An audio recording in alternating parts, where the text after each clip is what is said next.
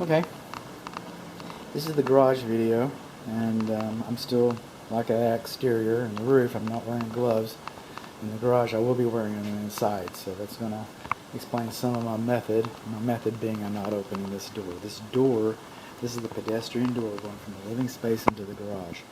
And it's supposed to have a self-closing spring on it, which it doesn't, so this door can just stand open. And then the fire can just walk right in, the welcome mat right there. So just heads up on that, and I'll get a better video of that here shortly. Also, we've got some kind of control wire here, probably from our alarm system. These are the light switches right by the door when you come to the right, coming out here. And this door does not have, this metal overhead door, panel door, does not have a door opener.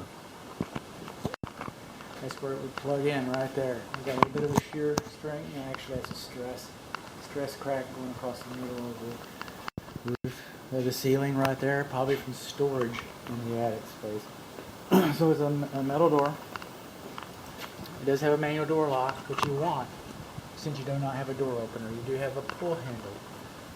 What you do not have on this door is you do not have spring tension stickers on the bottom two right corners. And that's really about the only thing that's wrong with this door is the foam that we talked about in the previous video. 2 videos previous, we had an interruption. Moving along, this is the lawn sprinkler system. This is the control. I'm not finding a weather sensor. The zones are not labeled. We do have some instructions. We do have instructions. And on this one where we got, there's times programmed on 12. I saw 10 stations operated. 2 stations appeared to be inoperable. They had time on them. But they were not operating. If we can get a sales call in here. Oh yeah.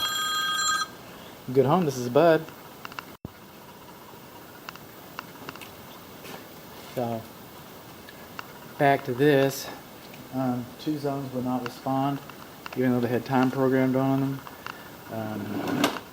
That's 1 and 7. Flat work, that's the sidewalks and stuff. Zones 2, 3, 4, 6, and 8 were spraying the flat work. Zones 2, 3, 5, 6, and 10 were spraying the house. Zones 2, 3, 10, and 12 were spraying the fence. And zones 9 and 11 checked out to be A-OK. There's no GFCI. Listen to me talk. I talk like a hillbilly, don't I?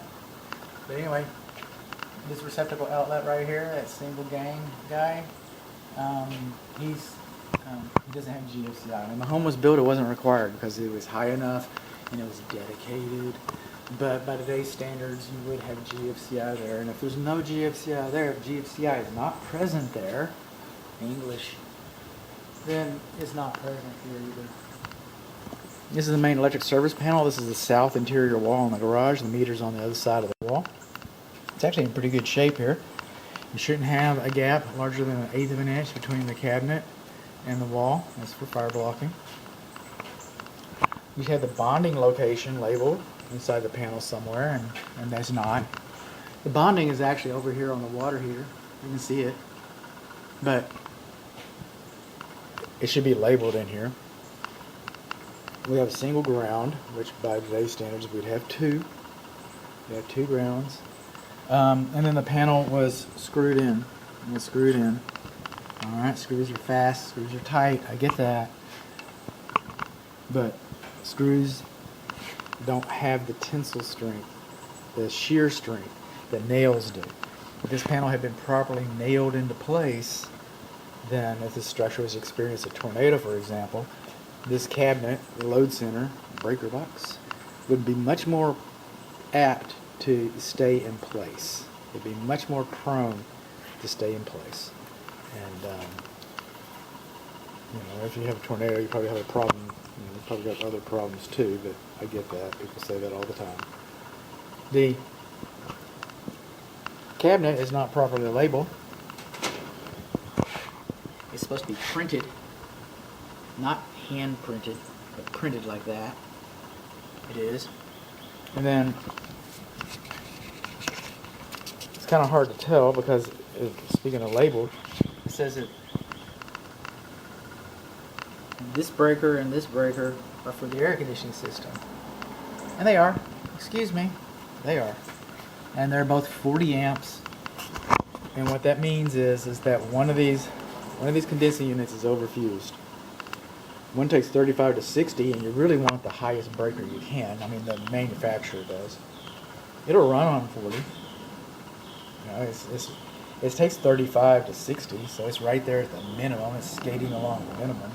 And then the other one, the upstairs one, the 2-ton one, 2.5 tons, excuse me, 25 amps is the maximum. So one's overfused and one's almost underfused.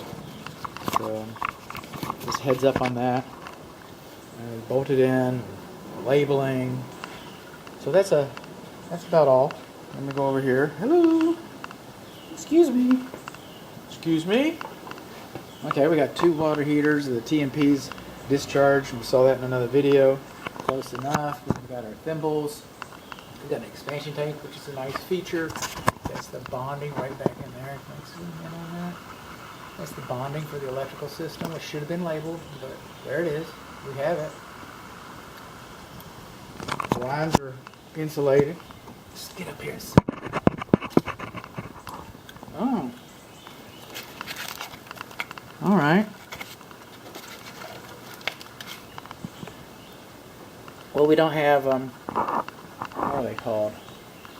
God, old man moment. But we don't have them.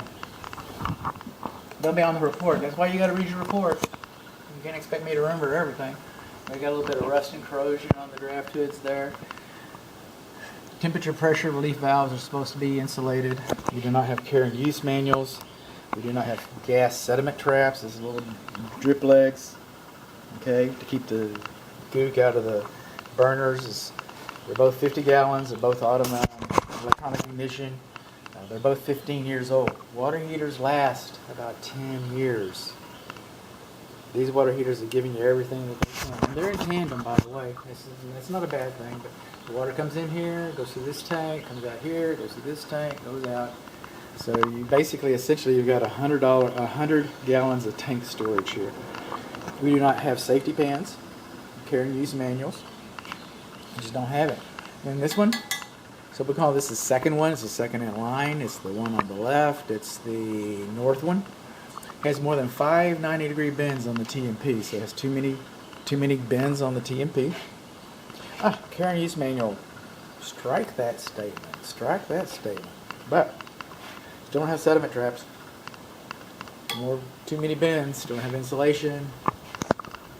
Do not have our anti-corrosion fittings, which I can't remember. We don't have them. And we'll come around here. And this is the GFCI for the garage. This wall. This is the garage east wall. It's also the one for the exterior receptacle outlets. Moving on along. Let's go up. Anybody feel like I get a tour?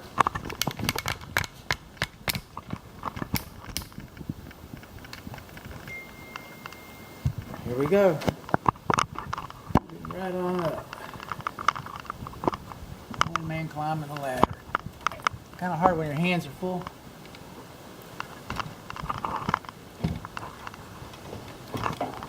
These are the water heater flues.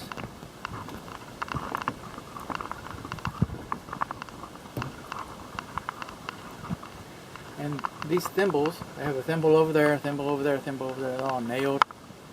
I just don't know if they're properly supported. I really don't. At first I thought they were. We've got a mouse trap. A mouse trap. I don't know if there's another thimble over there. Doesn't look like it. So this thimble, this one's probably properly supported. Alright? The second one, the north one, the left one. The right one, he's not very well supported. Going through, we got OSB decking. OSB decking, so that's good. That's good. We were expecting it. We wanted to see it. Inquiring minds. All that. Moving along, we got attic storage, of course. We got bat insulation. Okay. There's the light switch. We got engineered beams. We got a dead rat. Over there. He's not bothering anybody anymore. Finally got him. Going on over here is that cloth tape. Doesn't look like it. Doesn't look like it. And then these are the bathroom vents, and they vent to the soffit vents, which we don't like that. Soffit vents are air intake vents, so they're not really discharging to the exterior like they're attempting to do. We got some leakage right there. Leakage, air leakage. Okay. We got another attic to go to. So